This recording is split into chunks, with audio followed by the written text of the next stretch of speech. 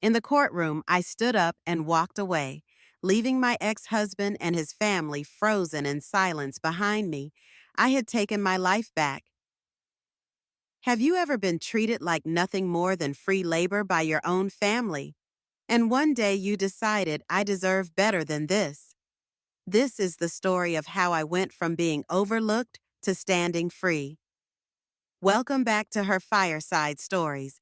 Wishing you a wonderful time listening to the story. I never thought I'd slam a porcelain dessert plate against the living room wall so hard that shards ricocheted into the Christmas tree, but there I was trembling in the midst of twinkling lights and half-wrapped presents. My temper unleashed in a way my family had never witnessed before. It was 2 days before Christmas, and I'd spent the entire day scouring the local farmer's market for the freshest produce, returning home with armfuls of herbs, vegetables, and that prized lemon rosemary rub I knew my daughter Lucia loved. My plan was to make this homecoming special.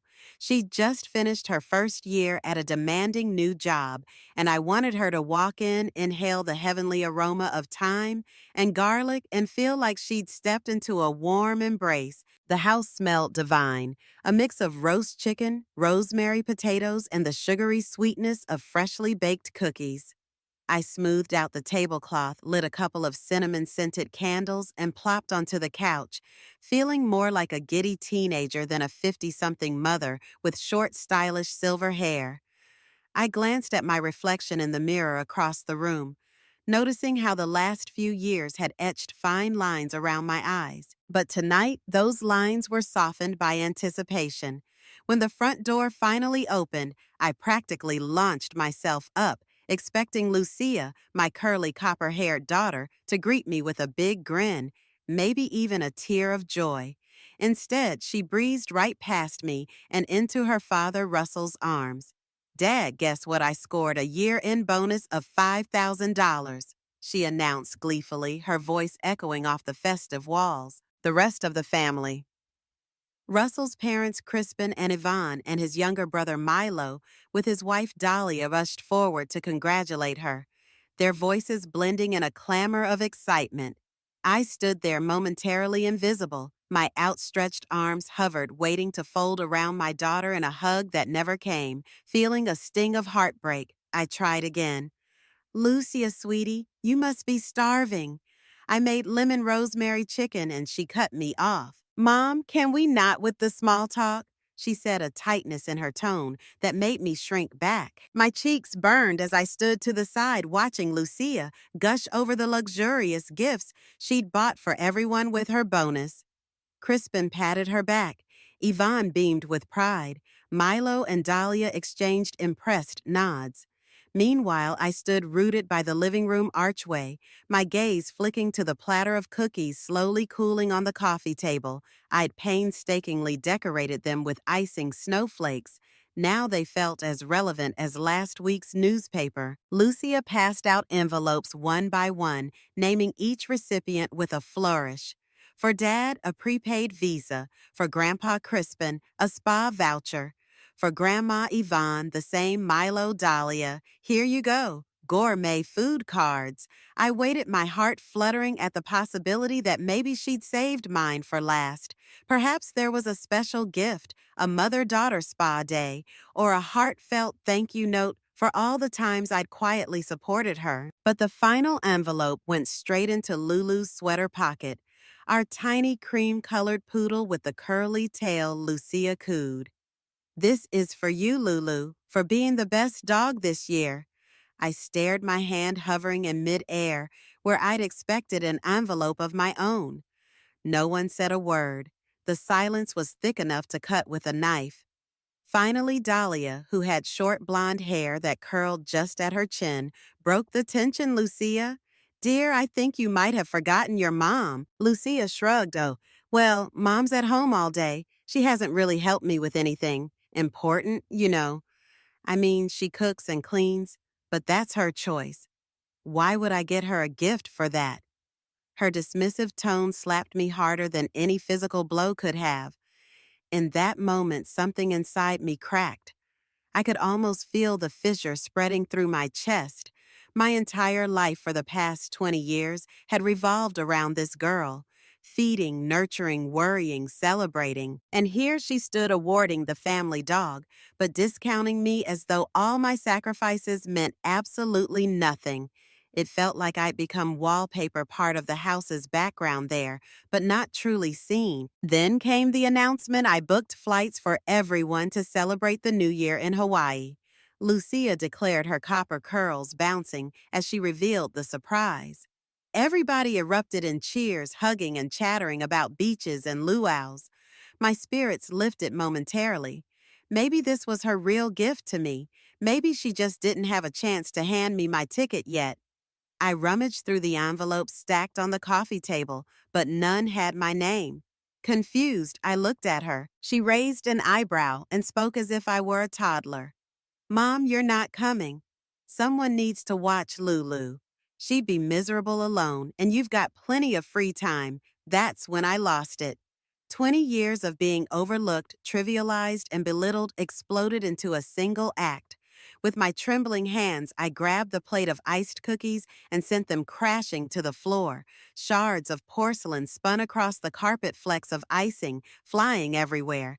Gasps filled the room. Yvonne's voice rose sharp and condemning. Ebony, what is the matter with you? You've ruined this entire evening with your childish behavior. Russell, my husband, Lucia's father, glared at me with an intensity I'd never seen. In that moment, I realized how fed up he was with my emotions, my existence. If you can't handle this, then leave, he seethed, pointing toward the door. Lucia huffed, rolling her eyes. Dad, calm down. She's just throwing one of her tantrums again. She'll be back tomorrow, she declared, snapping her suitcase shut. Let's just go pack, she added, motioning for Crispin and Yvonne to follow. Disappointment and disgust radiated from the entire family. I picked up my apron, crumpled it in my hands, and tossed it onto the couch. My gaze swept across the living room, the blinking tree lights, the shattered plate, and the people who claimed to be my family. No matter how many dinners I'd cooked, how many nights I'd stayed up sewing costumes for Lucia's school plays, or how many times I'd forced a smile while Russell's parents belittled me, none of it had earned me a seat on that plane. None of it had even earned me a single holiday gift. I stormed to my bedroom, heart pounding. My reflection in the dresser mirror showed eyes brimming with tears I refused to let fall. Enough. I rifled through drawers, stuffing clothes into a small suitcase, old t-shirts, a pair of jeans, that sweater I always loved wearing on cool days. My hands shook from a mix of anger and heartbreak. Was this really the family I'd poured decades of my life into? Just as I was zipping up my bag, Dahlia appeared at the doorway. Ebony, it's late. Where are you even going? She asked softly. I could see genuine concern etched into her face, but it was too little too late. I brushed past her. Anywhere but here, I muttered. She tried to call Lucia over, telling her to talk sense into me, but Lucia waved her off from the couch. She'll be fine, my daughter said dismissively. She loves drama. She'll come running back soon enough. That final shot of condescension propelled me forward. My heart felt like it had been dipped in ice water. I walked out the front door, stepping onto the snow-dusted sidewalk, the cold crunch beneath my boots reminding me that I was truly, actually leaving. The crisp winter air stung my nostrils, but it was better than the suffocating atmosphere inside that house. Once I was out of sight, I pulled out my phone. My mother, Marisol, had always told me, if you ever need a place to go, my door is open. But I hesitated before tapping her number. Mom, I finally said when she picked up. The warmth in her voice nearly broke me. She asked if I was okay, and all I could manage was, I'm leaving. A long pause hung between us before she quietly replied, Take your time, Ebony. I trust you'll do what's best for you. Just be safe. Before I could add anything else, she mentioned how she'd sold her old house in Willow Grove and had just finalized the papers. She offered me the proceeds without strings, without conditions. The faint beep of a bank notification buzzed on my phone. $20,000, enough for me to dream again. That night, I checked into a modest boutique hotel on the outskirts of town. The room had faded wallpaper but a decent bed, and the white noise machine in the corner hummed softly. For the first time in years, my body sunk into a mattress that wasn't overshadowed by family turmoil. Outside, the winter sky was starless, but I felt oddly liberated, like I'd just walked off stage of a never-ending play. At dawn, my phone buzzed with Russell's name flashing across the screen. I stared at it, half expecting an apology, or at least some token of concern. Instead, the voicemail was cold. "Ebony enough, come back home." "You proved your point." My stomach lurched. What point was he even talking about, that I wanted to be recognized as more than a maid? Moments later, Lucia's messages started flooding in. "Mom, you can't just disappear. Lulu needs you. We're leaving for Hawaii tonight. If anything happens to Lulu, it's on you." I read those words with a sense of disbelief. Even when she was desperate for me to return, it wasn't out of love. It was out of fear that her dog sitter had vanished. A swell of bitterness rose in my throat. Was that all I was to her? A free caretaker with no life of my own. I found myself tapping on a travel app. My mother's unexpected generosity was burning a hole in my bank account, and I had no intention of using it to scurry back into a role that had strangled me for 2 decades. Scrolling through destinations, the Maldives caught my eye. Turquoise waters, sun-kissed beaches, an archipelago that felt like the polar opposite of the snowy street I'd left behind. On an impulse, I booked a flight leaving that very evening. The second the confirmation popped up, my heart fluttered in a mix of excitement and terror. Ebony, the dutiful wife and mother, was about to become Ebony, the woman who boarded a plane to the tropics on a whim. I arrived at the airport with just my carry-on, a passport I'd barely used since Lucia was born, and a heart pounding like I'd swallowed a live hummingbird. While waiting at the gate, my phone pinged with updates from Russell Crispin and Yvonne. One message after another demanded scolded or threatened. Lucia's voice messages escalated from annoyed to panicked. "Mom, are you serious right now? You're gonna let me fly off while you run around, who knows where? Don't you care about our family?" Each time I hovered over the play button, then pressed delete, I recalled the image of Lucia cradling Lulu. The dog got a Christmas present, but I didn't. The more I thought about it, the more the sting settled into my bones. I realized I was no longer just mad. I was hurt, betrayed, heartbroken. My entire identity had been pinned to Lucia's mother. Now the mother had effectively been replaced by a dog sitter. Then came another message from Lucia. She and Russell were apparently boarding their flight bound for Hawaii. The text was accompanied by a group photo. Crispin, Yvonne, Milo, and Dahlia all beaming as they posed with Lucia in matching floral shirts. "Hawaii, here we come," the caption read. My chest tightened, but not out of jealousy. I was strangely grateful to see that photo. It was the confirmation I needed that they were off to their paradise. While I set my sights on mine, a voice crackled over the airport speakers announcing pre-boarding for my flight. For a split second, I froze, second-guessing myself. Could I really do this? Could I just vanish into the Maldives with no plan beyond? Don't go back? What if they needed me? What if Lulu got sick, or the house caught fire, or Lucia? No. I steadied my breath and walked toward the gate, handing over my boarding pass to the flight attendant.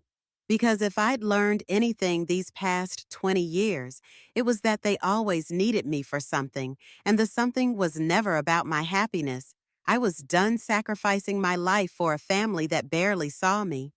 Touching down in the Maldives felt like waking up inside a postcard. The sun dazzled against water so clear I could see clusters of coral and tiny schools of fish from the boardwalk. I stepped off the speedboat and onto the deck of a secluded resort, my silver hair whipped around by the ocean breeze. An attendant greeted me with a chilled coconut and a smile as radiant as the sun overhead. I'd booked an overwater bungalow that stretched out on stilts above the turquoise lagoon. The moment I stepped inside, I kicked off my shoes and let my toes curl against the polished wood. Everything about this place felt like an alternate universe. The hush of waves beneath my feet, the gentle sway of the entire structure, the warm sea air perfumed with salt.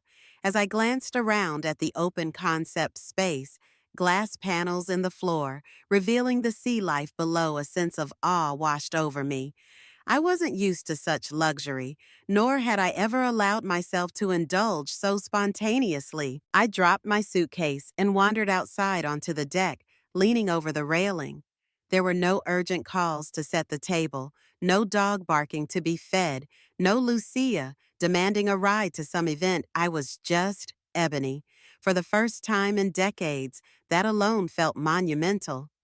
There on the horizon, the sun was dipping low, painting the sky in streaks of fiery orange. I'd missed so many sunsets, so many fleeting beautiful moments. While busy folding laundry or cooking dinner, later I took a dip in the lagoon, letting the warm water cradle my body. I floated on my back, staring at the endless expanse of sky. My mind drifted to Lucia. She must be in Hawaii by now. Would she notice how eerily quiet the house was without me? Did she regret dismissing me so casually? Part of me hoped for some sign that she missed me, and part of me wished her the best genuinely, but I refused to let that longing pull me back. I reminded myself I was here to reclaim my own life, not to cling to what should have been. The next morning, I woke to the gentle lapping of waves beneath the bungalow, a lullaby that was foreign yet soothing. I sat on the private deck sipping tea as the sky turned from lavender to a pale blue. I couldn't recall the last time I'd been able to watch a sunrise without interruption. Usually, I'd be rushing to fry eggs or pack lunches, or I'd be lying in bed exhausted from a late-night fight with Russell or a frantic call from Lucia about some missing office document she couldn't find.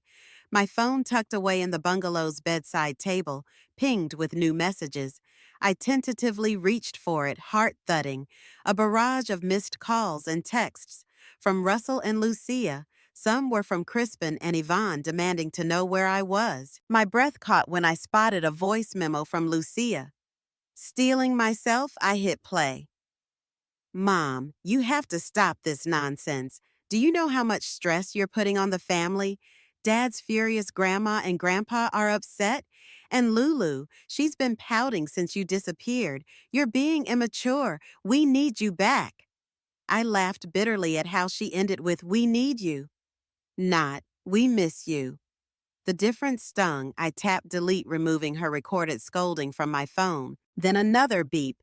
A new text from Russell. "What's your plan here? You think you can survive on your own? Think again." Typical, a hint of a threat, a dose of condescension. I locked my phone and walked away, refusing to let them ruin my morning. Just as I was slipping on a flowy cover-up to head for breakfast, I spotted an envelope under the door. The resort staff must have slipped it through. Inside was a folded note. "Welcome, Ebony. We offer daily snorkeling excursions, guided spa treatments, and a local market tour tomorrow. Hope you'll enjoy your stay." My heart fluttered with gratitude.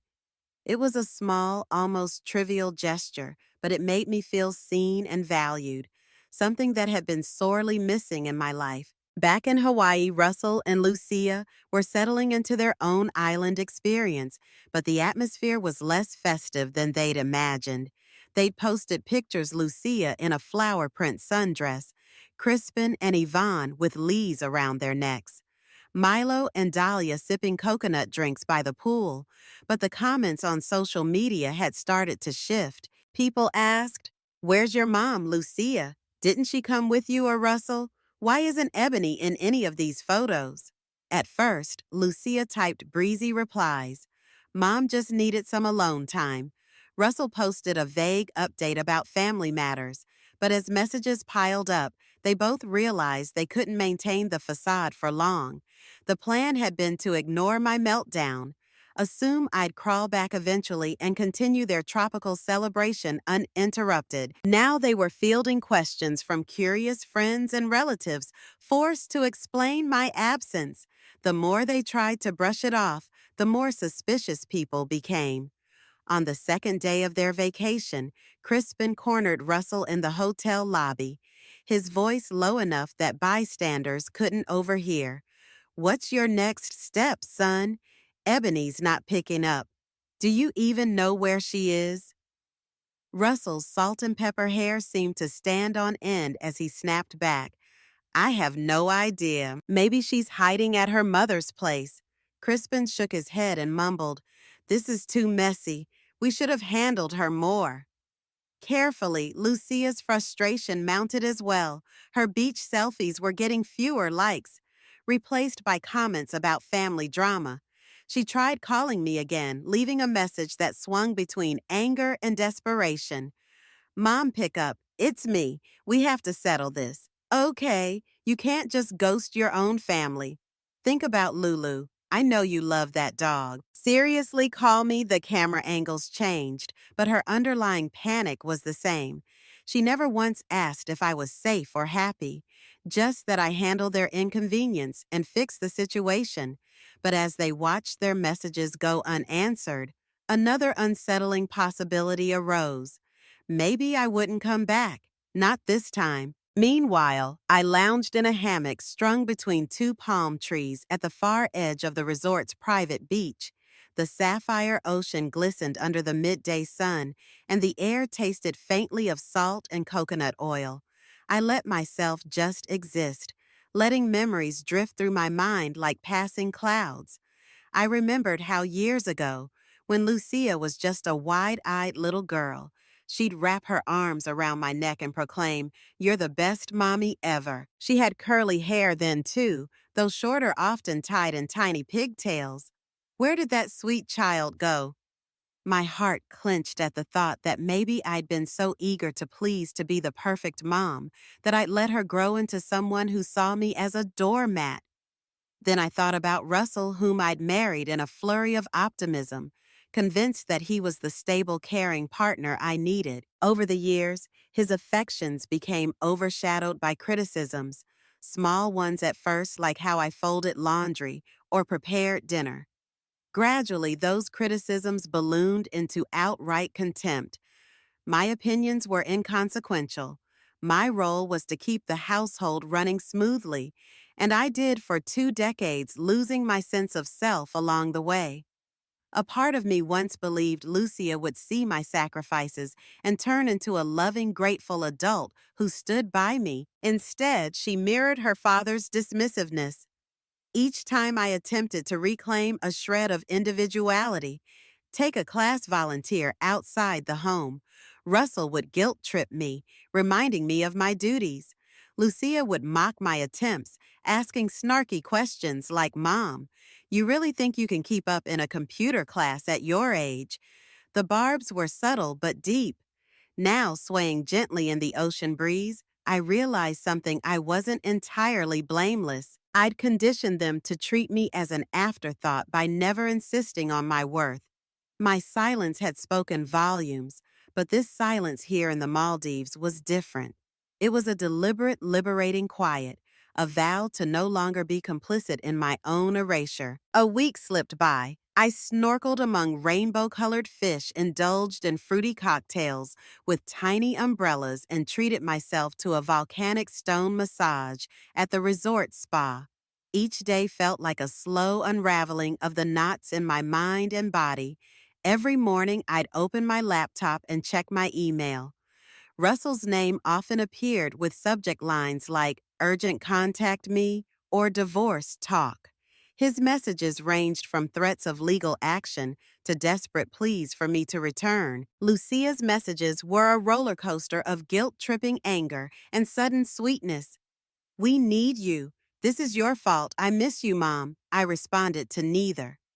I was done letting them jerk me around like a puppet. During my second week at the resort, I made a decision. If I was truly going to build a new life, I needed to close the door on the old one properly. I emailed a friend from college, Gianna, who now practiced family law. She'd told me years ago that if I ever needed help getting out, she'd be there. We arranged a video call, sitting cross-legged on my bungalow deck. I watched the sun shimmering on the water as Gianna explained what paperwork I'd need to file. The concept of divorce sent a jolt through my system. 20 years of marriage undone with a set of signatures. But as we spoke, I felt a strange sense of calm. This was not a rash decision. It was a line in the sand that I should have drawn a long time ago. Gianna assured me that given Russell's behavior and Lucia's age, I had every right to separate my finances and protect myself. I mentioned the money my mother Marisol had given me, and Gianna smiled.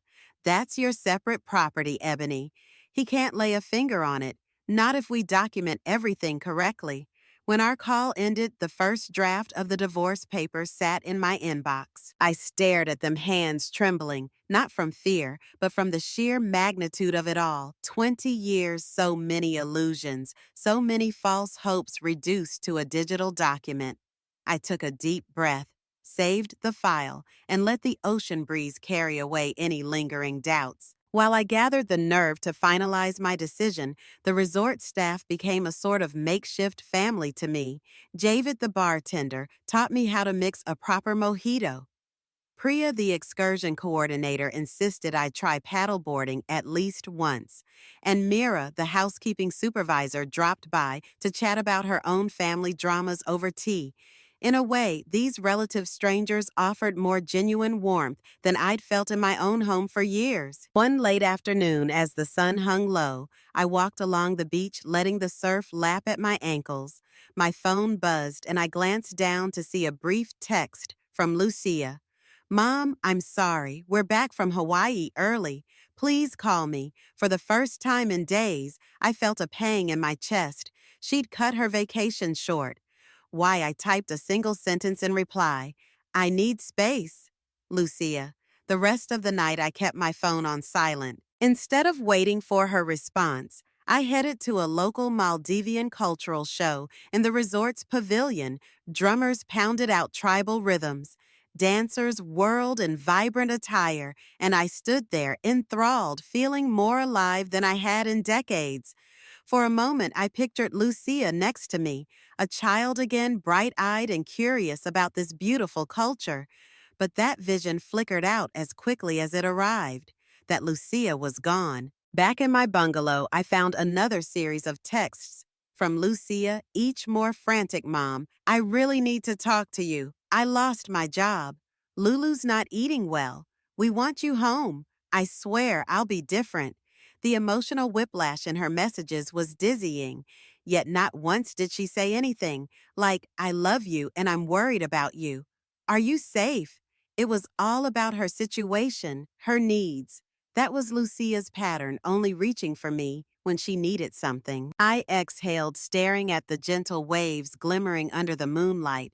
In that hush, I realized that my heart ached for the version of Lucia I once knew, not the person she had become. And that was the real heartbreak. The next morning, I opened my email to find Russell's official response to the divorce papers I'd had Gianna draft. He refused to sign. He claimed the funds my mother gave me were marital property, since they had been transferred while we were still legally married. My blood boiled as I read his thinly veiled threats. A man who'd spent years dismissing me as worthless suddenly wanted to assert rights over money that came from my mother. I forwarded everything to Gianna, who scheduled an urgent video call. Ebony, she said, pushing her glasses up her nose, in that familiar no-nonsense way she'd had since college. We can fight this. His case is weak. The money was a gift solely to you, documented as such. Don't let him scare you. Scare me? I laughed under my breath. For 2 decades, I tiptoed around Russell, swallowing every slight, every humiliation. Now he was just another email in my inbox. I typed back a single sentence, then we'll see each other in court. Not long after my phone buzzed with an unknown number, I answered, and Lucia's voice burst through high-pitched and frantic. Mom, Dad is freaking out. We can't believe you'd actually go through with this. We need you to come to your senses. She paused, perhaps waiting for me to say something. When I remained quiet, she pressed on.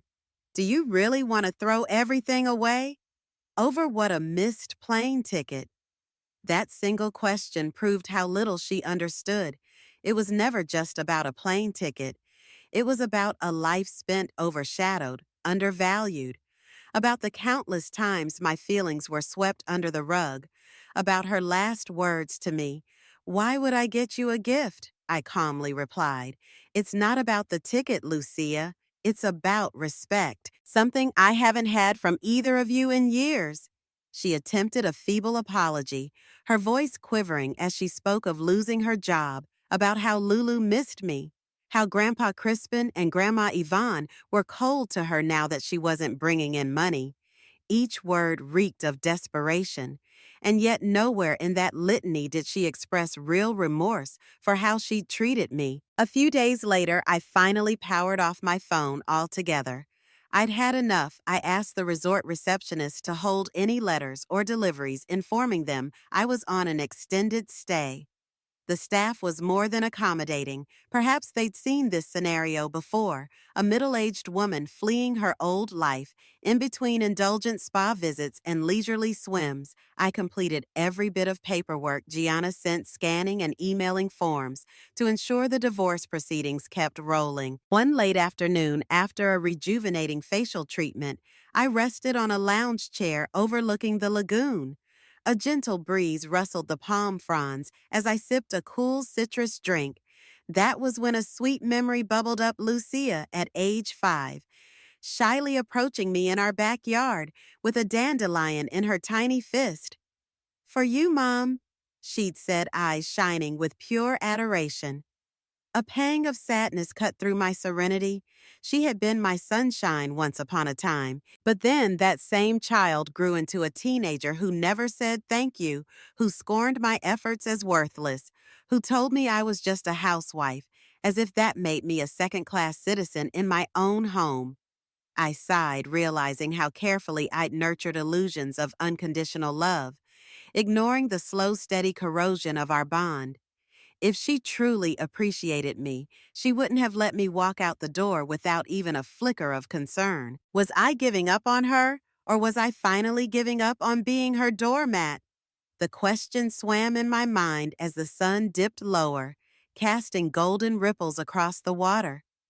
I reached for my laptop and reread the final draft of the divorce petition. By now, I'd practically memorized every line Russell wanted to dispute.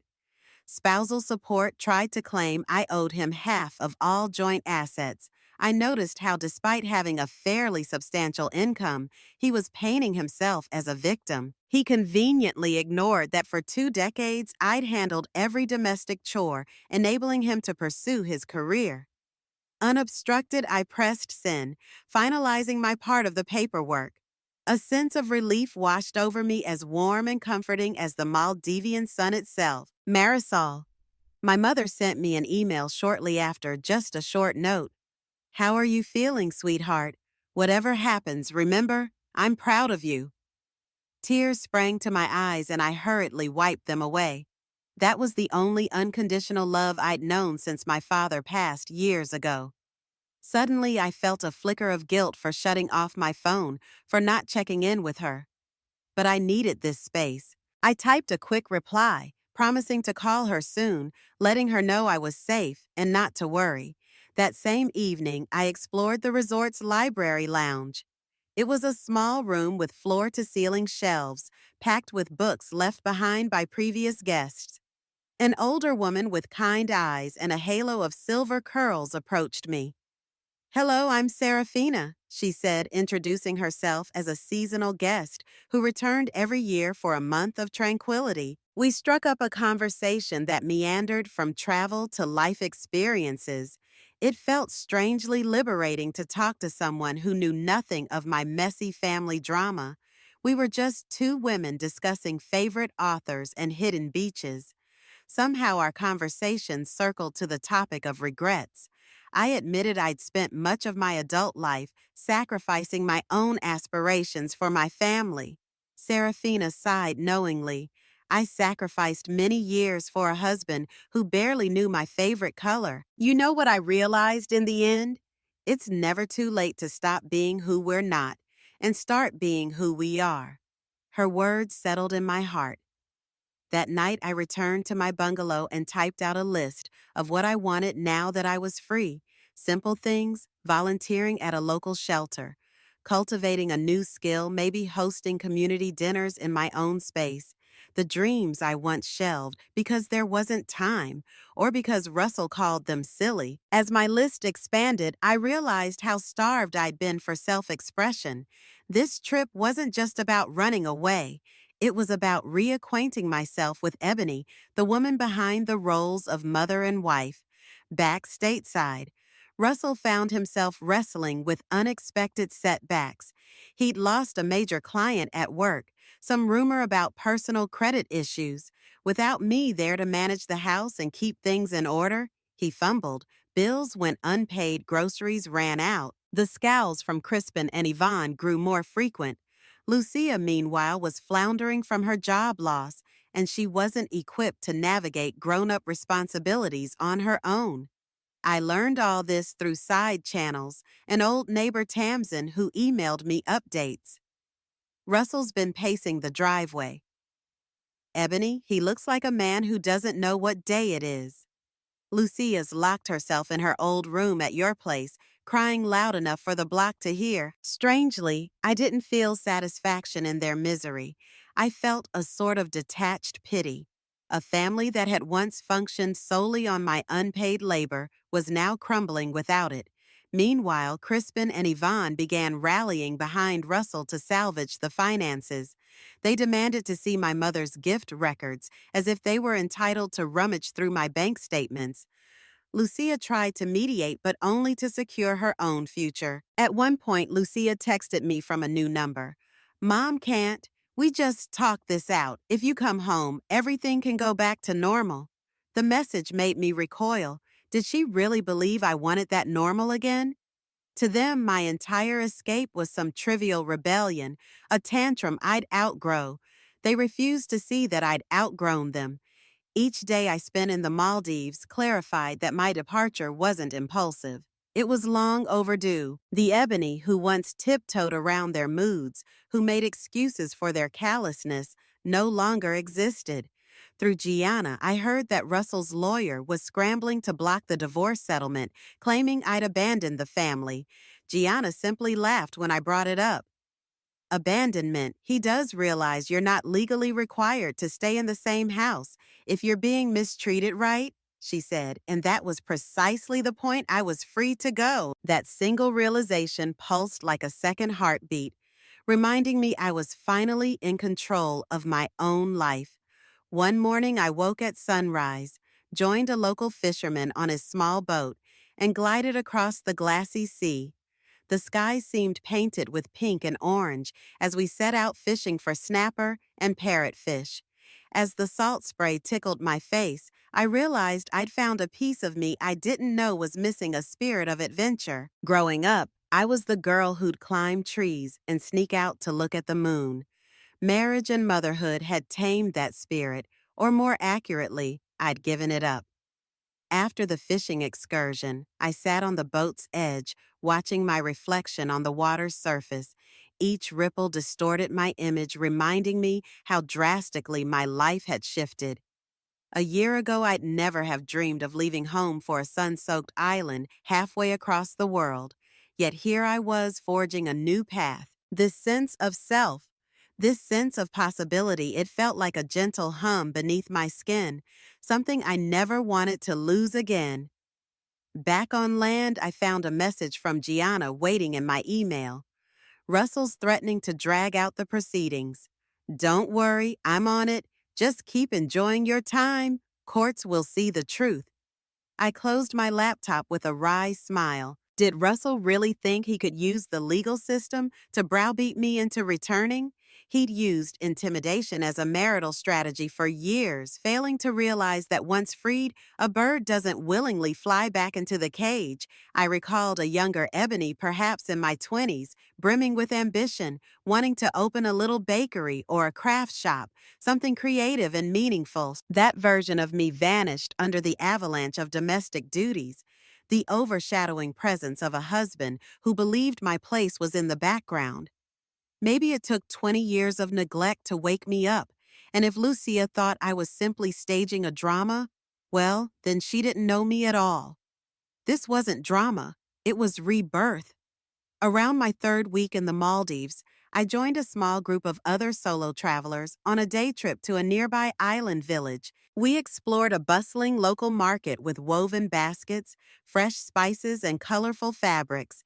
An older man sold sweet pastries filled with coconut and honey, which we devoured while strolling past huts painted in pastel blues and pinks. Kids ran around barefoot, giggling at our foreign accents. At a humble cafe under a canopy of palm leaves, we gathered around rustic wooden tables for lunch. That's where I met Wei, a retired nurse from Singapore, and Rafi, a poet from Turkey in search of inspiration. Our conversation veered from travel anecdotes to more profound reflections on life. I came here after losing my partner to illness, Wei admitted softly. Needed a change of scenery to remember that the world is still beautiful. Rafi spoke of heartbreak and the need to find new words to describe hope. I hesitated before sharing my own story, but something about their open-heartedness nudged me on. I told them about the meltdown over the holidays, the dog-sitting fiasco, my daughter's disregard, and my flight to freedom. By the time I finished, Wei gave my hand a gentle squeeze, and Rafi offered a toast to Ebony's new life. The moment was tender, genuine, a stark contrast to the half-hearted gestures I'd endured for years. We parted ways at sunset, exchanging email addresses and social media handles. Rafi gave me a small folded piece of paper with a poem he'd written hastily during our lunch. Though I couldn't read Turkish, I found myself touched by the gesture alone. On the ferry ride back to the resort, I gazed across the rippling sea, marveling at how strangers could sometimes embrace you more wholeheartedly than your own kin. That evening, I reclined on my bungalow deck, sipping a cup of spiced tea. I realized something crucial while Russell and Lucia had used my vulnerability to control me. The world outside was full of people who understood that vulnerability deserves compassion, not exploitation. At last, I was discovering the kindness I'd never truly received at home. Back in that hometown I'd fled, the tension reached a boiling point. Lucia raided my old bedroom, rummaging for anything that might hint at my whereabouts. She found old diaries, half-finished scrapbooks, and receipts from grocery runs, mundane evidence of a life she scarcely acknowledged. Russell searched the attic for legal documents, hoping to find a loophole to claim Marisol's gift as communal income. Crispin lectured him about letting me run wild, while Yvonne insisted they discipline me more strictly. Like a rebellious teenager, neighbors began to whisper. Tamsin reported to me in one of her emails that Crispin and Yvonne were left out of social gatherings. They once dominated. People gossiped about how I was the glue that kept the household from unraveling. Now that the glue was gone, the house was falling to pieces. Meanwhile, Lucia's once busy social media was eerily silent. She'd lost her job, her boyfriend, and the air of success she'd flaunted. She tried to launch an online confidence coaching service. Ironic given her own insecurities. Few people signed up. Some recognized her from the fiasco with me, leaving comments that suggested she sort out her personal life before coaching others. Hurt and angry, Lucia vented to Russell. If Mom would just come back, none of this would be happening. Russell's response was grim. She's punishing us. She wants us on our knees, but I refuse to beg. He convinced Lucia that I'd return once I ran out of money, never realizing that my mother's hefty gift and my own cunning with finances meant I wasn't coming back, money or not. What neither of them grasped was that by the time a woman chooses to leave like this, she's already released the emotional ties that once bound her. You can't manipulate someone whose well of guilt has finally run dry. They'd spent years siphoning respect without offering any in return. Now they were learning the harsh truth. I was done giving what they never deserved in the first place. While Russell and Lucia descended deeper into their tangled mess, I found unexpected clarity. One evening after a long day of swimming, reading and soaking in the Maldivian sun, I sat down at my laptop to check on the divorce status. Gianna's latest update read, "Good news, Russell's attempts to claim your mother's money are being tossed out. Judge sees no grounds." The official hearing is scheduled for next month. If you can make it back, great. If not, I'll represent you. Enjoy your freedom. Enjoy your freedom. 4 simple words that nearly made me tear up. I hadn't realized how heavy the weight of that legal limbo was until it started lifting. For so long, I was Ebony the caretaker, Ebony the selfless mother, Ebony the problem solver. Now I was Ebony the free woman. I let that sink in, feeling both relief and a gentle sadness for the time I'd lost. That night, the resort hosted a stargazing event on the beach. Lying on a blanket in the cool sand, I gazed up at the infinite sky. The stars were impossibly bright, so many that the Milky Way formed a shimmering band overhead. I remembered times when Lucia was small and we'd do stargazing in our backyard using a cheap telescope I'd bought at a yard sale. She'd be so curious about constellations, asking me about Greek myths and cosmic distances. That innocent curiosity was replaced somewhere along the line by teenage resentment and adult cynicism. As I stared into the cosmos, I allowed myself to grieve. I grieved for the daughter who had once called me her hero, for the marriage I'd once believed was grounded in mutual respect. But I also felt a flicker of gratitude. If not for their betrayal, I might never have discovered the woman I was becoming. The heartbreak was a catalyst, a painful but necessary push. After the stargazing ended, I ambled back to my bungalow. Instead of lying awake wrestling with regret, I slept a deep, dreamless sleep. My last thought was of the court hearing and how I'd likely return home soon to finalize it, but this time home would be wherever I decided to settle next. It wouldn't be the house that tried to break me. The next morning, a surprise awaited me at the resort's front desk, a small package wrapped in plain brown paper, addressed to Ebony. No sender's name, just a city postmark from my old hometown. Cautiously, I unwrapped it to find a navy blue journal with a note slipped inside. The note read, "Dearest Ebony, I've kept this safe for years. It's time you have it. With love, Mom." My breath caught in my throat. Marisol must have mailed it to me. Flipping through the journal, I recognized my teenage handwriting. It was an old dream diary I'd maintained before I got married, pages filled with aspirations of opening a bakery, traveling the world, learning to paint. Each page was bursting with possibility and naive excitement about the future. I found doodles of wedding dresses, sketches of children's names. I liked notes on how many pastries I could bake in a single day. It felt like stepping into a time capsule, meeting a version of myself so hopeful and unbroken. Tucked into the back flap was another note from Marisol. More personal, I kept this because I didn't want you to forget who you were before life made you compromise. Do with these dreams what you will, but never believe it's too late to chase them. Tears rolled down my cheeks. I pressed the journal to my heart, overwhelmed by my mother's gentle wisdom and unwavering support. She must have known I needed this relic to remind me of the identity I'd buried under layers of household obligations. Soft footsteps made me look up Serafina from the library lounge. She noticed my tears and approached with quiet concern. "Everything all right, dear?" she asked, voice laced with empathy. I nodded, explaining it was a journal from my youth. She smiled. We're never too old to recall who we once dreamed of being, she said, echoing my mother's sentiment in her own words. That evening after dinner, I returned to my bungalow, lit a small lantern on the deck, and reread every page of that journal under the Maldivian moonlight. My heart swelled with a mix of nostalgia and determination. The Ebony of old had so many dreams. The Ebony of now had finally found the courage to make them real.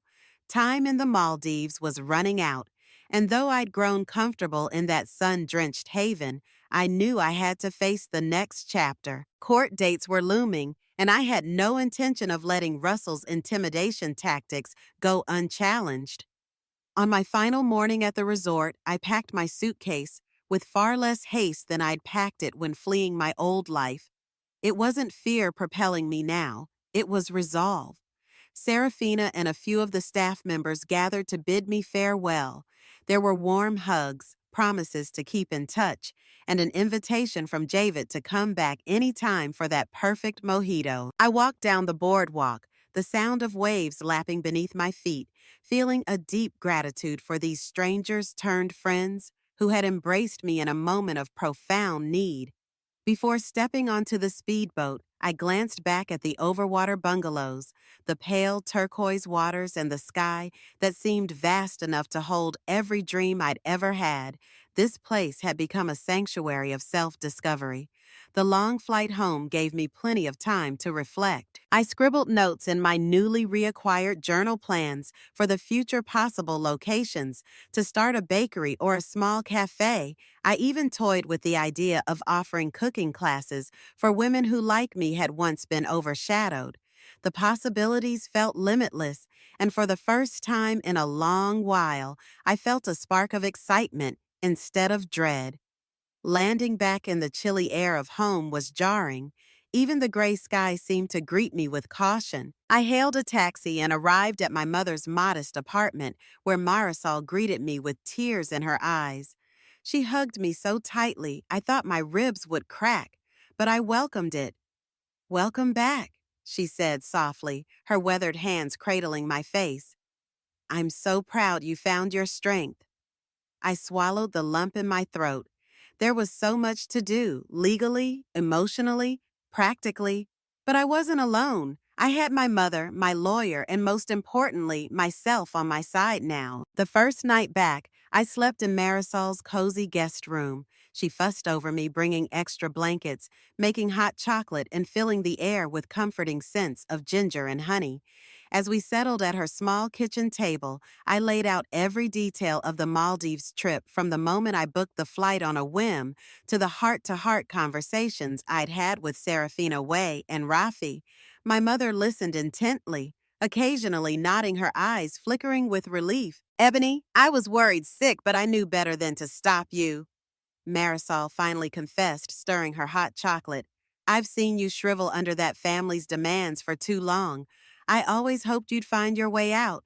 She gave a gentle, almost wistful smile. "I just wish you hadn't had to endure so many years before realizing your worth." We talked late into the night about the upcoming court hearing. Marisol assured me that she'd testify if needed to confirm the money was a personal gift. She'd already offered statements to Gianna. She even showed me scanned documents from the sale of her old Willow Grove house, proving that Russell had zero claim to those funds. Knowing my mother had gone to such lengths to protect me filled me with gratitude and a fierce determination to not disappoint her faith in me. Lucia's messages were still waiting on my phone, but I didn't listen to them yet. Instead, I took a quiet walk to my old house the next morning, stopping a block away, half hidden behind a large oak tree. From that vantage point, I saw lights on in the living room. Through the window, I caught a glimpse of Lucia, pacing, phone pressed to her ear. Russell appeared briefly, face haggard, gesturing angrily. I realized I felt no temptation to go inside. The memories there, both good and bad, had lost their hold. It wasn't my home anymore. When I returned to Marisol's place, she asked if I wanted to confront Lucia. "Not yet," I replied. "I need to face Russell in court first. After that, if Lucia truly wants to talk to me, we'll have that conversation on my terms, not hers."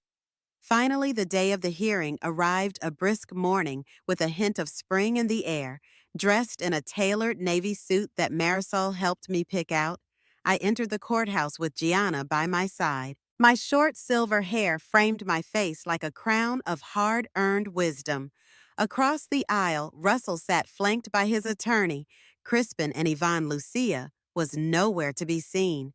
Perhaps she couldn't bear to watch, or maybe she still believed this was all some ploy. The hearing itself was straightforward. Gianna presented evidence that the funds from Marisol were solely mine-gifted after I'd already separated from Russell. We had texts, timestamps, and bank statements. Russell's lawyer tried to argue I was abandoning the marital home and destabilizing the family, but the judge, a sharp-eyed woman, made it clear that adult children are not a reason to stay in a marriage, nor does leaving automatically surrender one's rights to independence. In a crisp voice, the judge delivered her ruling. The gifted money was beyond Russell's reach. Furthermore, she saw no grounds to contest the divorce. As the gavel banged, relief flooded my veins like a tide rushing in. I glanced at Russell. His face was pale, his hands shaking on the table. Crispin and Yvonne looked livid, whispering heatedly among themselves. And I felt lighter than air. Stepping out into the hallway, I heard a voice call my name. I turned and found Lucia, standing there, her copper hair disheveled, her eyes rimmed with red. "Mom," she said, voice trembling. "I'm so sorry I was horrible to you. Please, can we just talk?"